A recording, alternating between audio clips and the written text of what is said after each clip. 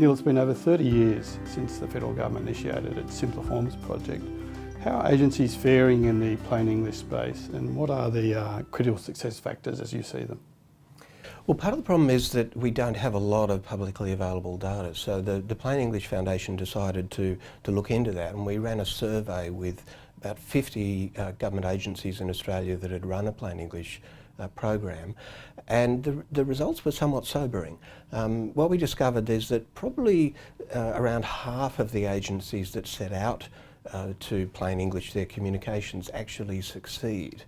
Part of the problem is that they see the problem too narrowly. They often recognise the need for plain English, but they see it as a skills issue, so they run some training.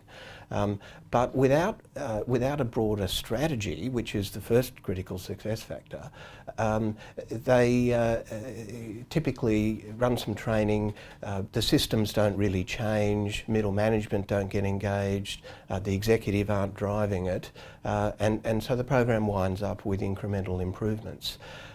What's critical is to understand that writing culture is a very deeply embedded thing in government organisations. Now, to change it, you've got to, yes, training is crucial, training is important, but you've also got to reform your underlying systems. That means changing your templates, reforming your style guides, and it's got to be driven by the executive. There are too many roadblocks that get in the way, such as, for example, in a lot of agencies there is a subject matter expertise.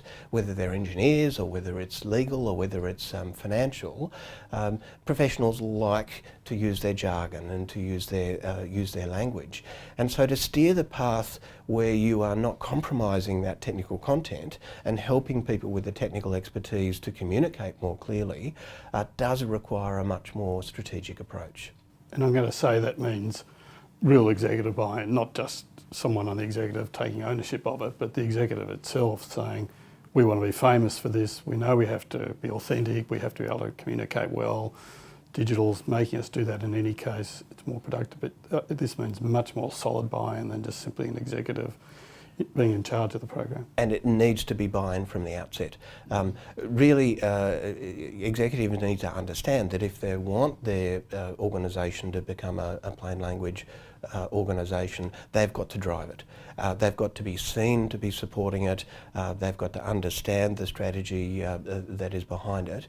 And if they're not engaged with that at the outset, and in a measurable way, setting out to evaluate their writing systems to begin with. 15 years ago, we didn't have as many of the tools as we do now to measure the effectiveness of writing, either through surveys or through some kind of a metric assessment or through usability assessments. Now we do have those tools.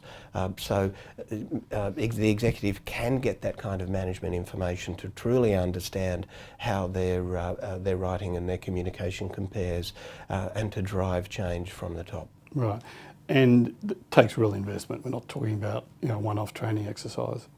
Yeah, that's the other critical factor that we found, that really for a small agency, say 150, 250 people, we're talking 12 to 18 months. With a large organisation, it can be 3 to 5 years. And if you're not making that kind of commitment and the serious commitment in training a critical mass of people, in really reforming those underlying systems, then you're really going to get incremental rather than permanent change.